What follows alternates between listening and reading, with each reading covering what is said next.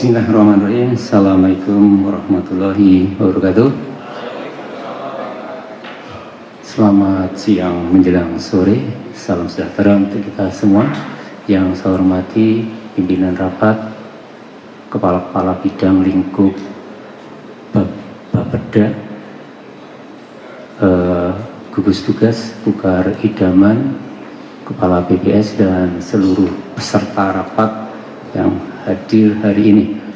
Baik, lanjut ke evaluasi capaian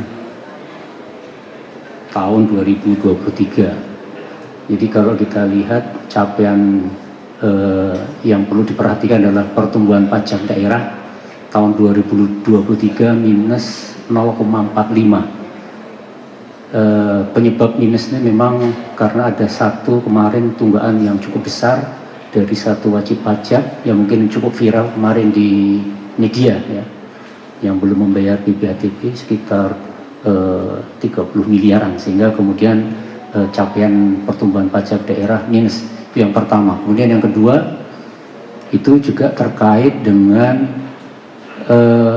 pertumbuhan pajak daerah 2022 sangat jauh di atas ekspektasi, tumbuh hampir sekitar 19%. Sehingga sebenarnya target yang ada di 2023 kemarin sudah tercapai di 2022, kemudian tahun 2023 ini pencapaiannya kurang lebih hampir sama dengan tahun 2022.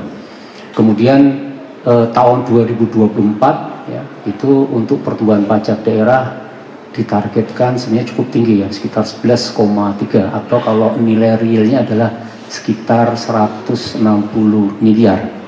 Oke, lanjut.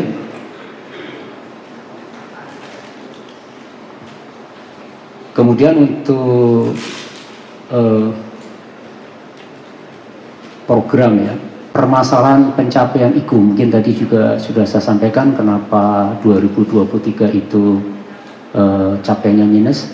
Tapi juga permasalahan yang cukup signifikan adalah terkait dengan tata kelola pemungutan pajak daerah ya, secara elektronik yang belum optimal ya. Dan kemudian terkait dengan dukungan OPD lain nanti adalah dalam rangka pembinaan dan pengawasan. Dan beberapa kali, kalau nggak salah 2 kali ya, kami undang OPD terkait dalam rangka membahas terkait dengan pembinaan dan pengawasan bagi wajib pajak. Dan kalau untuk kontribusi dana bagi hasil, ini juga permasalahannya adalah kita tahu ya bahwa harga dan produksi migas dan batu bara sangat fluktuatif ya, tergantung kepada isu-isu secara global. Dan kemudian juga terkait dengan dukungan OPD lain yang sebenarnya sangat kita rasakan ya untuk tahun ini, mudah-mudahan tidak terlambat lagi nanti ya, karena terkait dengan pelaporan DTH ya. Mudah-mudahan kemarin clear ya pelaporan ini. Kemudian yang kedua terkait dengan serapan anggaran. Jadi sekarang serapan anggaran ini akan berpengaruh kepada penyaluran dana transfer dari pusat. Jadi kalau kemudian serapan anggaran kita rendah ya, otomatis nanti dana kita tidak disalurkan tetapi ke kasda yang ada di kas daerah Kabupaten Kutai Kartanegara yang ada di Bank Indonesia. Oke, lanjut. Kemudian terkait dengan permasalahan pencapaian program ya, ini mungkin yang penting ya, ini adalah terkait dengan pengelolaan program pengelolaan pendapatan daerah ya, dengan pertumbuhan pajak daerah ya, dengan permasalahannya memang ada 4 ini ya. Dan kemudian kalau kita lihat keterkaitan dengan dukungan OPD lain ya, ini sebenarnya ada sekitar 16 OPD lain ya, yang sangat berpengaruh. Jadi kita coba membangun komunikasi dengan OPD terkait bagaimana melakukan pembinaan, berbagi peran ya, dalam rangka pembinaan maupun nantinya juga di dalam rangka pengawasan. Dan ini dibutuhkan satu persepsi yang sama, pembagian peran seperti apa. Selama ini ketika kita membahas terkait dengan pajak daerah, seolah-olah bahwa pajak daerah ini hanya tugas daripada Bapenda. Padahal ternyata di unsur pembinaan untuk meningkatkan ekonomi masyarakat ya, yang kemudian ujungnya membayar pajak adalah peranan dari OPD yang lain. Dan salah satunya juga nanti terkait dengan serapan anggaran. Kemudian isu strategis, mohon maaf ini isu strategis ini saya ambil dari isu strategis yang ada di Renstra ya. Kalau di dalam isu strategis daerah mungkin terkait dengan implementasi reformasi birokrasi secara menyeluruh. Dan kalau kita lihat ada 3 isu strategis yang ada di Renstra kami ini, intinya bahwa bagaimana kita menuju kemandirian fiskal, kemudian juga penerapan penerimaan pajak secara digital, dan kemudian juga mendorong transaksi ekonomi secara digital. Dan kemudian juga peranan OPD ada 3 di sini dalam rangka mengelola pemungutan. Kemudian yang paling penting ini adalah percepatan dan perluasan digitalisasi daerah. Dan yang ketiga adalah dalam rangka pengelolaan sistem administrasi pendapatan daerah secara elektronik.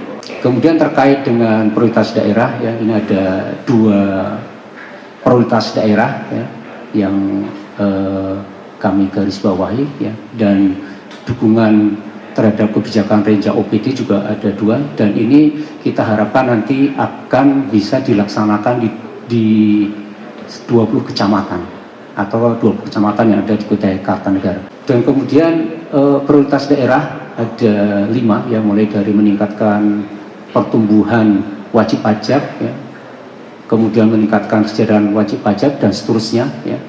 Dan yang paling penting ini sebenarnya adalah bagaimana meningkatkan kesadaran wajib pajak untuk melaporkan kewajibannya.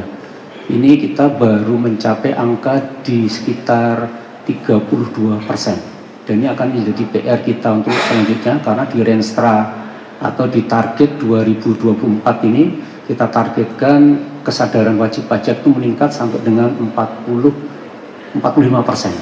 Dan kemudian proyek strategis kami ya, ada 6 ya.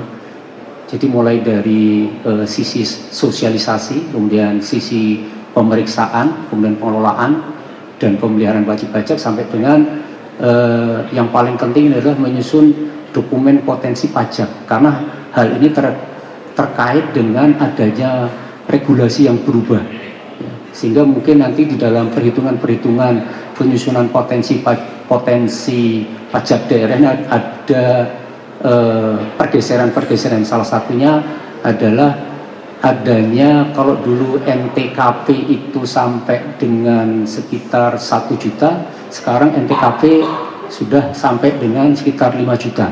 Nah sementara kalau kita lihat wajib pajak kita itu rata-rata membayar dengan NTKP di bawah 5 juta. Jadi kalau kita biarkan ini nanti potensi loss kita akan sangat banyak sekali, karena di bawah 5 juta tidak ada kewajiban membayar pajak daerah.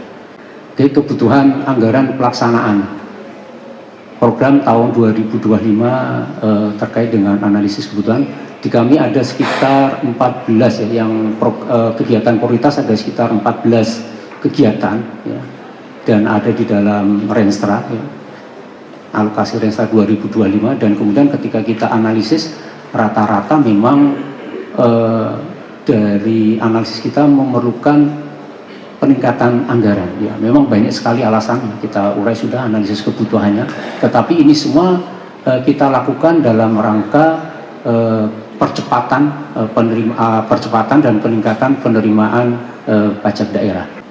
Nah ini kalau kita lihat dukungan OPD lain terhadap capaian kinerja IGU dan program perangkat daerah. Ini kemarin kami sudah kumpulkan ya, perangkat daerah yang terkait, dan keterkaitan ini masing-masing dari jenis pajak ya. Jadi umpamanya seperti pajak restoran ini ya, OPD terkait seperti Dinas Pariwisata, kemudian DPE MPTSP, Dinas Koperasi dan UKM, serta Dinas Kesehatan. Dan ini sudah kita lakukan beberapa kali rapat-rapat ya, terkait dengan pembagian peran. Pembagian peran mana peran nanti selaku OPD pembina, kemudian kami pemungut, kemudian di mana nanti ada OPD selaku pengawas perda atau peraturan daerah terkait dengan pajak daerah. Dan ini ternyata ketika kita berbagi peran, berbagi data, ternyata tidak mudah ya untuk kita meyakinkan bahwa kegiatan pemungutan pajak ini sangat memerlukan dukungan dari OPD terkait. Dan kita juga sudah membuat satu grup WA ya, dalam rangka saling mendukung, terutama sekali data ya, data-data wajib pajak atau data-data usaha yang sudah ada izinnya dan sebagainya. Kemudian kita nantinya ke lapangan untuk cek cross apakah data-data ini sesuai. Contoh kita dengan Dinas Pariwisata. Dinas Pariwisata menyampaikan ke kami ada sekitar 300-an usaha ya, sektor pariwisata. Sementara di kami ternyata punya data hampir 3.000. Nah, berarti ada sekian. Nanti kita coba cek lagi mana yang memang perlu diperlukan pembinaan dari Dinas Pariwisata, dan mungkin nanti ada yang memang perlu ditindaklanjuti. Tadi seperti disampaikan Pak Fadli atau siapa tadi ya, mestinya nanti ketika ada usaha yang ternyata memberikan kontribusi pajak daerah yang cukup besar akan kita apresiasi ya. Mungkin dari dukungan dari Dinas Pariwisata ya terkait dengan program kegiatan ya. Dan kemarin juga ternyata dari Dinas Pariwisata sudah banyak memberikan binaan, bantuan macam-macam ya, mulai dari kredit sampai dengan peralatan berusaha. Nah, dalam rangka nantinya intinya meningkatkan omset penjualan daripada usaha-usaha sektor pariwisata ini. Dan banyak lagi dengan Dinas Satpol PP. Kita sudah berapa kali dengan Satpol PP melakukan operasi bersama dengan Dinas Perhubungan ya, di dalam rangka meningkatkan kepatuhan wajib pajak. Demikian kurang lebih yang bisa kami sampaikan. Untuk kekurangannya sekali lagi mohon maaf. Assalamualaikum warahmatullahi wabarakatuh. Waalaikumsalam warahmatullahi wabarakatuh.